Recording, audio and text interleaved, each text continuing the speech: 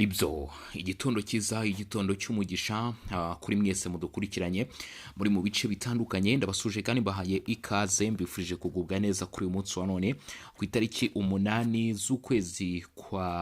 z'ukwezi kwa gatanu umwaka w'ibihumbi 2026. Turagarutse none muri studio in Region Info, byumva kuri mikoro amazina yanjye akaba ari Bosco. Tugiye kubana mu makuru n'ibiganiro biza kwibanda cyangwa se bigaruka cyane kubiri kuba mu burasirazuba bwa Repubulika Iharanira Demokarasi ya Kongo. Mbere na mbere kandi mu by'ukuri ndabwira abantu mudukurikirana cyangwa se mubana natwe umunsi ku wundi kuba mwaza kunyarukira ku Rukiko Info mugakanda subscribe cyangwa se sabone mu by'ukuri, kuko hagiye kujya hatambukaho amakuru n'ibiganiro bikomeye cyane kandi iyo bavuze urukiko ubundi urukiko kabisa naho ushobora no gusanga benshi bavuga ngo ntihakora ukuri, hakora ibimenyetso, abandi bakavuga bati ukuri n'ubundi birangira gutsinze. Ibyo byose rero nibyo uzahabonera ku Rukiko Info, aho uzajya uri kumwe kabisa n'abantu b'abahanga cyane. Uraza kunyarukiraho rero urebe ubwo ngubwo zimwe muri post n'ubundi muraza kuza kujya muzikurikirana ku Rukiko Info, ariko nanone hano kuri Region Info nanone amakuru araza gukomeza kugenda abagera nk'uko byari bisanzwe cyangwa se nk'uko bisanzwe. Kuri iki gitondo rero cyangwa se kuri uyu munsi wa none turi ku munsi wa gatanu, turimo turasatira nanone kwinjira muri weekend. It's a Friday, aho benshi baba biteguye gufrayitinga cyangwa se gufrayinga ubwo ngubwo kabisa. Nizera ko namwe abiteguye mu by'ukuri muri ubwo buryo namwe bimeze neza cyane. Tugiye kwinjira mu makuru, ariko mbere na mbere cyangwa se mbere ya byose mbanze nsuza abantu mudukurikirana, abantu mudahwema kutugaragariza urukundo ndetse no kutwereka ko mukunda amakuru yacu n'ibiganiro, by'umwihariko kuba twandikira cyangwa se kubabasha mu by'ukuri kuba badutera yambu, ariko nubwo wenda bamwe mu by'ukuri tubasubiza cyangwa se nuko mu by'ukuri ku bibazo by'akanya aho tuba turi muri rwinshi, ariko mu by'ukuri ushaka no kongera kugerageza ukavuga uti Mutaramu Bosco, mambo vipi, bimeze bite wa muntu we, cyangwa se bonsoir. Reka rero twinjiye mu makuru nta gutinda, nkubwire yuko muri iki gitondo nkuzaniye amakuru akomeye cyane.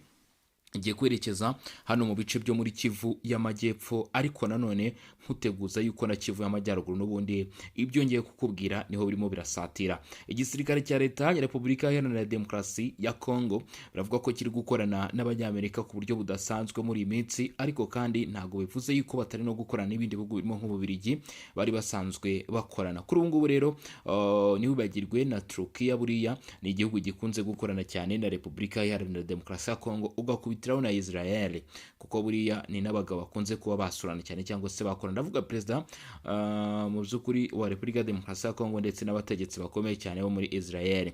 Ibi ngibi rero impamvu nanjye mbivuga ni ukubera yuko AFC 23 buriya nabo n'abarwanyi bazwiho kuba bakorana n'ibihugu bikomeye cyane, ndetse yewe bakunze no kwifashisha ikoranabuhanga rihambaye mu bice baba bagenzura kugira ngo babashe kwizera ubwirinzi bwabo, nubwo kenshi muri iyi minsi ritangiye kugenda ribatenguha. Nta yindi mpamvu nuko igisirikare cya leta ya Repubulika Iharanira Demokarasi ya Kongo nabo bamaze kumenya ayo makuru, ndetse nabo kuri ubu ngubu bamaze kuzamura urwego rwabo rw'ikoranabuhanga. Ni ukuvuga ngo igisirikare hari ibintu bigomba kuba mu by'ukuri birimo ikijyanye n'ubuganga kigomba kuba kiri hejuru, ikijyanye n'ubwirinzi bwo mu kirere, ku butaka, ndetse byose ubutasi ni ibintu bigomba kuzamurwa kugira ngo ufite igisirikare kiri cyangwa se kiri very trained. FARDC rero ntago yagombaga gusigara, kubera yuko kuri ubu ngubu nyuma yuko mwumvishe ko Rumbishi harasiwe mu by'ukuri ibikoresho by'ikoranabuhanga rikomeye cyane by'abarwanyi ba 23, ubu inkuru iramutse ivugwa ni inkuru mu by'ukuri navuga ko ari inkuru itari nziza ku barwanyi ba FC 23, cyangwa se ni inkuru mu by'ukuri ishyira mu byago bikomeye cyane benshi mu bayobozi b'umutwe wa 23. Ni inkuru kandi nanone navuga ko iri gushyira mu byago benshi mu basanzwe cyangwa se mu bakorana n'umutwe wa AFC 23 mu bice bya Kivu y'Amajyepfo, ndetse muri rusange n'ubundi biraza kugaruka kuri izi nyeshyamba, aho biza kubashyira mu byago bikomeye cyane. Ariko n'andi mahitamo ahari, ibyo byamaze kuba cyangwa se byamaze gukorwa. Ubwo rero icyo ugomba kuba wamenyamo aho ngaho cyangwa se hagati aho ngaho nuko nyine nuko bigenze, nuko bibaye byagenda. Uraza kwibaza uti se n'ibiki bundi uyu Mutaramu Bosco arimo kuvuga cyangwa se ashaka kutubwira? Nuko rero igisirikare cya leta ya Repubulika Demokarasi ya Kongo kimaje gukora mu by'ukuri hano adasanzwe ku barwanya umutwe witwaje intwaro mu 23, ikoranabuhanga ryifashishwaga n'izi nyeshyamba ryo kurinda ikirere ndetse no gusensoringa cyangwa se gusikaninga ibice bagenzura kugira ngo babashe kuba bamenya mu by'ukuri ikibashe gutambamo cyose cyangwa se ikibashe kwinjiramo gifite ikoranabuhanga ridasanzwe cyangwa se gishobora kuba cyadetektingwa mu by'ukuri iryo koranabuhanga ryamaze kwinjirirwa nk'uko aya makuru amaze kuba yatugeraho muri iki gitondo cya none. Ni amakuru rero mu by'ukuri yagizwe ibanga, ariko benshi baravuga ko kuri ubu ngubu hakurikijwe amagambo akomeye cyane akomeje kugenda atangazwa cyangwa se avugwa na bamwe barimo Kapiteni Silver Bijano ndetse n'abarimo Lieutenant Regan Buyi Karonji, avugwa n'abarimo Wazalendo, abayobozi ba Wazalendo ndetse n'abakorana cyangwa se n'ababa hafi y'izi nzego z'umutekano hano muri Kivu y'Amajyepfo. Aravuga ko mu by'ukuri igisirikare cya leta ya Repubulika Iharanira Demokarasi ya Kongo FARDC gisa naho kiri kwigamba, mu by'ukuri gisa naho kirimo kwigamba cyangwa se kirimo kugerageza kugaragaza neza ishusho y'uko mu by'ukuri baba babashije kwinjira mu myanya ya FC23 bagakoraho ikoranabuhanga. Ntabwo bizwi neza niba ari cyitwa GPS cyangwa se Global Positioning System cyakuweho, cyangwa se niba mu by'ukuri ari irindi koranabuhanga ryakoreshwaga n'abandi barwanyi ba FC23 cyangwa se mu by'ukuri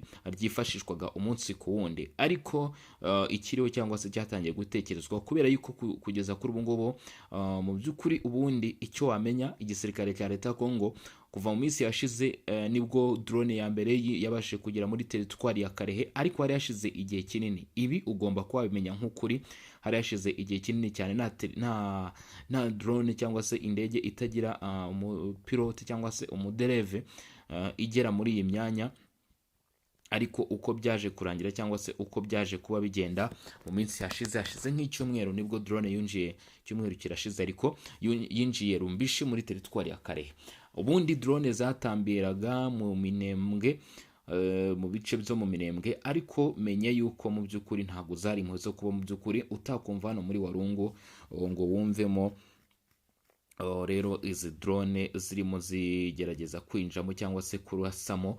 Ni ukubera yuko nyine abarwanyi ba FC23 nabo bari bafite ubwirinzi bwabo, bari bafite tekinoloji ihambaye, kubera yuko buriya nk'izi ndege zitagira abadereve izi za drone, icyo ugomba kubamenya kuri zo nuko mu by'ukuri zisaba icyo nakwita wenda nka sinyari kugira ngo byumvikane neza, cyangwa se ihuzanzira ariko nziramugozi zigomba kwifashishwa kugira ngo zibe zikonekta no kuri base yaho zihagurukira. Ari niyo mpamvu usanga nyine kuri ubu ngubu nk'izi ngizi ziba zifashishwa kenshi mu ntambara, mu by'ukuri biba ngombwa cyangwa se biba bikenewe ko haba hari mu by'ukuri icyo nakwita nka connection zihambaye, baba barashyizeho amantene cyangwa se iminara mu by'ukuri iba igomba kwifashishwa mu kuyobora ndetse no gutwara izo ndege, aho usanga nazo nyine zifite ikibuga cyazo cyangwa se icyo twagiranya nk'ibirindiro.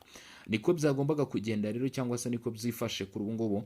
Amakuru ari kutugera cyangwa se ibyakomeje kugenda bitangazwa hano muri ibi bice biravuga yuko, cyangwa se biragaruka kuri iki kintu bivuga yuko ibibayeho kuri izi nyeshyamba mu by'ukuri bitabashije kuba byabagendekera neza. Iryo koranabuhanga rikuweho mu by'ukuri, aho ikirimo kuba cyangwa se ikirimo kugerageza kuvugwa ari uko mu minsi iri imbere abarwanyi b'inyeshyamba za AFC23 cyangwa se uyu mutwe w'inyeshyamba wa 23 uramutse utagize icyo ukora mu maguru mashya cyangwa se byihutirwa, bashobora guhura n'uruva gusenya, by'umwihariko hano rwagati muri ibi bice bya Bukavu cyangwa se muri uyu mujyi wa Bukavu. Bukavu rero ni umujyi umaze igihe kinini, amezi menshi cyane rwose, umwaka wose navuga ko umaze kwihirika.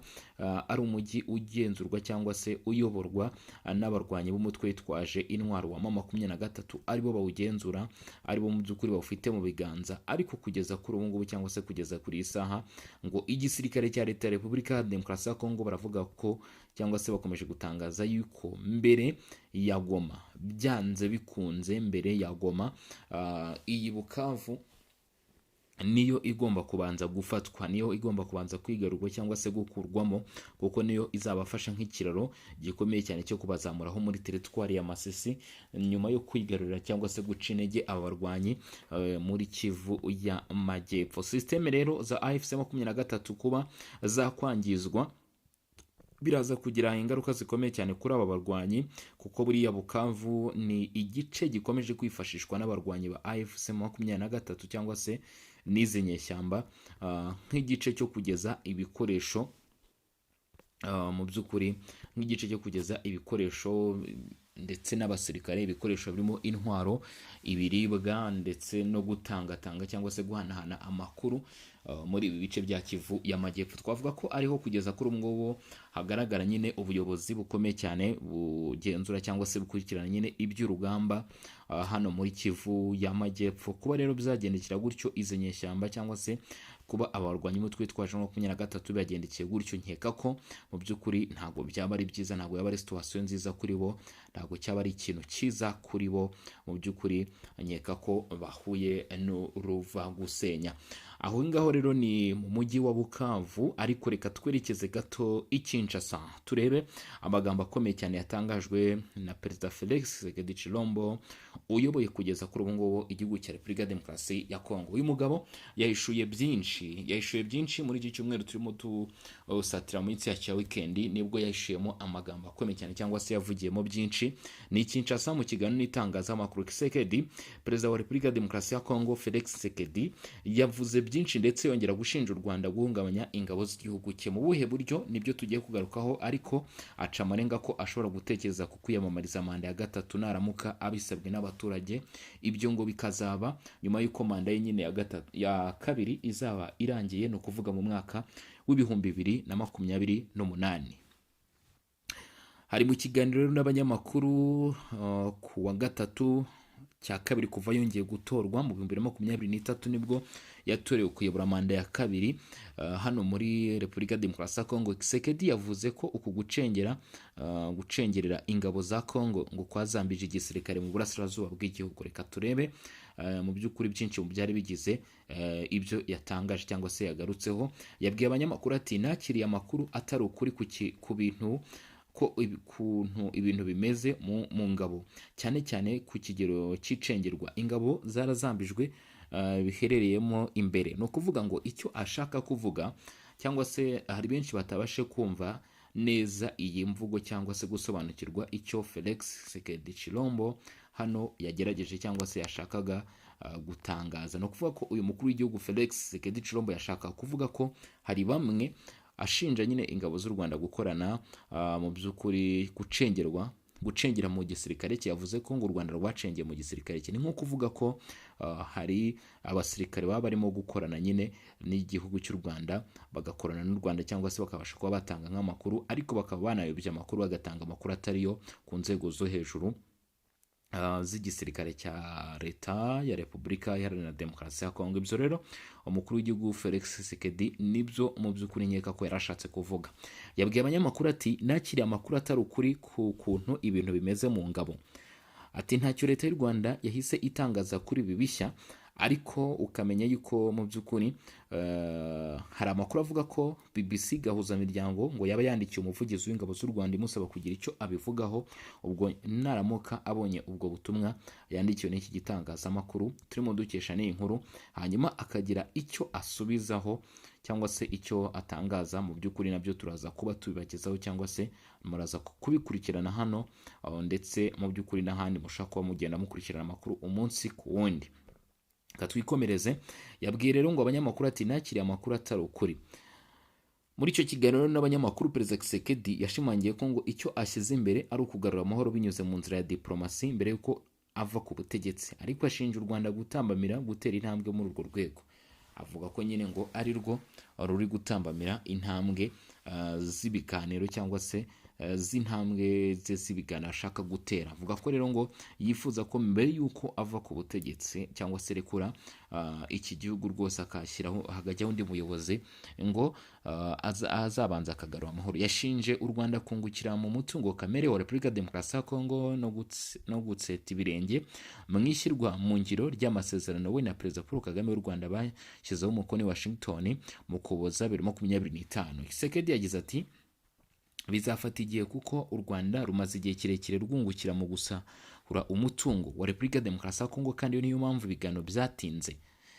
Ni nko kugaragaza ko kugeza uyu munsi impamvu ihari cyangwa se ituma ibivugwa mu biganiro cyangwa se imyanzuro igenda ifatirwa mu biganiro idashyirwa mu bikorwa cyangwa se idashyirwa mu ngiro, byaba bigenda bigirwamo uruhare cyangwa se mu by'ukuri ikibyihishe inyuma ari politike y'u Rwanda muri Repubulika Iharanira Demokarasi ya Kongo. Hagati aho ngaho rero uyu mukuru w'igihugu Felix Tshisekedi Tshilombo mu by'ukuri ati u Rwanda ruhakana gusahura umutungo wa Repubulika ya Demokarasi ya Kongo wiganjemo amabuye y'agaciro, rukavuga ko narwo rufite amabuye y'agaciro menshi. Ati u Rwanda kandi rwakomeje guhakana ko kohereza ingabo ku butaka bwa Repubulika ya Demokarasi ya Kongo nubwo rwemera ko rwashyizeho ingamba z'ubwirinzi muri politike y'imbere mu gihugu. Ngo Tshisekedi yabajwe niba azava ku butegetsi ubwo manda ye ya kabiri izaba irangiye mu mwaka wa 2028. Nubwo yashimangiye ko atashatse manda ya gatatu, yongeye ati abaturage niba binsaba nzabyemera. Ntibizigera na rimwe bibaho hatabayeho amatora ya kamarampaka, no kuvuga referendum. Perezida Tshisekedi yanavuze ko kuba uwo yasimbuye Joseph Kabila aherutse gufatirwa ibihano na Amerika ashinjwa gufasha imitwe y'inyeshyamba irimo n'umutwe wa AFC/M23 wafashe imijyi ya Goma na Bukavu ngo bashize umwaka umwe urenga. Yavuze uko ibintu bimeze ari akajagari nyako, yinubira ko abigeze gushimwa nk'abakoze impinduka inyuze muri demokarasi bahindutse abacukuzi b'imva. Aha benshi bavuze ko yasaga nk'aho mu by'ukuri acyurira Joseph Kabila ko mu by'ukuri wahoze ari nka perezida w'igihugu kugeza kuri ngubu ari gukorana n'imitwe yitwaje intwaro mu by'ukuri, kandi akaba ari gukatirwa, dore ko aherutse gukatirwa n'urukiko igihano cyo gupfa rwa Repubulika ya Demokarasi ya Kongo. Yambuwe ububasha yari yarahawe bitewe n'ihererekanya ububasha yari yarakoze, ndetse ibihano bikomeje kumugeraho aho Leta Zunze Ubumwe za Amerika baherutse kumufatira ibihano. Urumva ko mu by'ukuri ni bitari byiza kuri we, cyangwa se ni amakuru mu by'ukuri atashimishije kuri uyu mugabo wayoboye Repubulika Iharanira Demokarasi ya Kongo imyaka myinshi cyane, nk'uko aya makuru arushaho kugenda abigaragaza cyangwa se abyerekana nyine ko bitifashe neza kuri we, cyangwa se amwe mu makuru akomeje kugenda agaruka kuri we atari meza. Ni Felix Tshisekedi Tshilombo rero navuga ko yakomoje kuri byinshi cyangwa se yongeye kugaragaza byinshi, ariko mu byo yavuze cyangwa se mu byo yagaragaje ko mu by'ukuri yagaragaje cyangwa se yongeye kwerekana ishusho yo kuba kugeza kuri ubu ngubu cyangwa se kugeza uyu munsi Amerika ishyigikiye ko itegeko nshinga ryahindurwa. Abenshi baravuga bati se Amerika yaba ishyigikiye uyu mu by'ukuri ko yakomeza kwiyamamaza cyangwa se yavamo umukuru w'igihugu kuri manda ya gatatu? Reka twumve nanone ibijyanye n'ibyo umukuru w'igihugu yavuze, ariko bigatungura abantu benshi bitewe n'urugero yakoresheje. Perezida wa Repubulika ya Demokarasi ya Kongo Felix Tshisekedi yavuze ko we na Vladimir Zelensky ntaho bataniye, aho uyu Vladimir Zelensky uyobora Ukraine ahamya ko nta matora y'umukuru w'igihugu azaba mu 2028 mu gihe intambara y'umunani ya Kivu y'Amajyaruguru na Kivu y'Amajyepfo izaba ikomeje. Ni mu cya kiganiro n'ubundi Tshisekedi yavuze ko adashaka kugundira ubutegetsi, ariko ko ahazaza ha Repubulika ya Demokarasi ya Kongo hazwi n'Imana ishobora byose, kandi ko ashaka kugikorera n'imbaraga zose kugeza ubwo azasimburwa. Itegeko nshinga rya Repubulika ya Demokarasi ya Kongo riteganya ko nta mukuru w'igihugu wemerewe kurenza manda ebyiri ari ku butegetsi. Ibyo bituma abatavuga rumwe na Tshisekedi bamwibutsa ko mu 2028 atazongera guhatanira uyu mwanya, ariko we yavuze ko nta mahanga ashobora kumenya uko ibintu bizaba bimeze icyo gihe. nta muhanga, ntabwo ari nta muhanga. Agira ati ubu nta muhanga ushobora kumenya ibihe Repubulika ya Demokarasi ya Kongo izaba irimo mu 2028. Uko mbyumva, igihe cyose intambara izaba itararangira, imirwano izakomeza. Ni uko bimeze. Umunyamakuru yabwiye Tshisekedi ko ubwo ari umwe mu banyekongo bafashe iya mbere mu gusaba Joseph Kabila kuva ku butegetsi. Ati ubwo manda ye ya kabiri yarangiraga, none ubu nawe akaba ashaka kubugumaho. Tshisekedi yabwiye abanyamakuru ko Repubulika ya Demokarasi ya Kongo yo ku bwa Kabila itandukanye n'iy'ubu, kuko ngo ubu ho hari kuba intambara, bityo ko kwegeranya ibi bihe byombi birimo kwibeshya cyane. Ati iyo mugeranyije n'uwo nasimbuye ntaho bihuriye. Mwibuke ko uwambanjije yarangije manda ye mu 2016, ntiyategura amatora, twari twamaze kwinjira mu butegetsi butemeye, kandi icyo gihe nta ntambara yabaga. Bitandukanye n'uyu munsi ntayo. Niki cyamubujije gutegura amatora mu 2016? Uyu mukuru w'igihugu yavuze ko 2028 hagira intambara igikomeje, amatora atazategurwa, kandi ngo ibyo siwe uzaba abiteye, ahubwo bizaba bitewe nuko abo muri Kivu y'Amajyaruguru na Kivu y'Amajyepfo batazaba bashobora gutora. Ati ntidushobora guhagarika iyi ntambara ku bw'ibyago, nitudashobora guhagarika iyi ntambara ku bw'ibyago ntituzashobora gutegura amatora mu 2028, ariko ibyo ntibizaba kubera ko nzaba nanze kuyategura. Ubushobozi burahari, twabikora, ariko ntitwayategura tudafite Kivu y'Amajyaruguru na Kivu y'Amajyepfo. Ese turemeranya twategura amatora dute?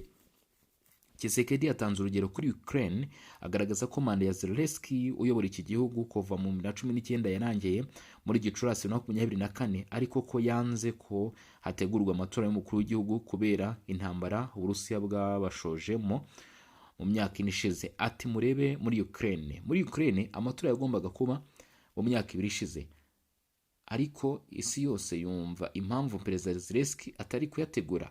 Kandi ni ukuri, yategura amatora ate mu gihe ari kurwana intambara? Yashyizwe icyuma ku ijosi nk'uko natwe bimeze. Ishyaka UDPS riri ku butegetsi bwa Repubulika ya Demokarasi ya Kongo ryateguye umushinga wo kuvugurura itegeko nshinga kugira ngo Tshisekedi yemererwe kuyobora manda ya gatatu. Ihuriro Union Sacrée ryarawushyigikiye, hanatangiye gahunda itegura amatora ya kamarampaka ishyikirizwa inteko ishinga amategeko. Tshisekedi yatangaje ko ikimuraje inshinga ari ugusigira abanyekongo bakiri bato igihugu cyiza, kandi ko abanyekongo nibasaba ko itegeko nshinga rivugururwa kugira ngo akomeze kuyobora muri manda ya gatatu, azemera icyifuzo cyabo. Ati ni icyizere kiri muri iri tegeko nshinga.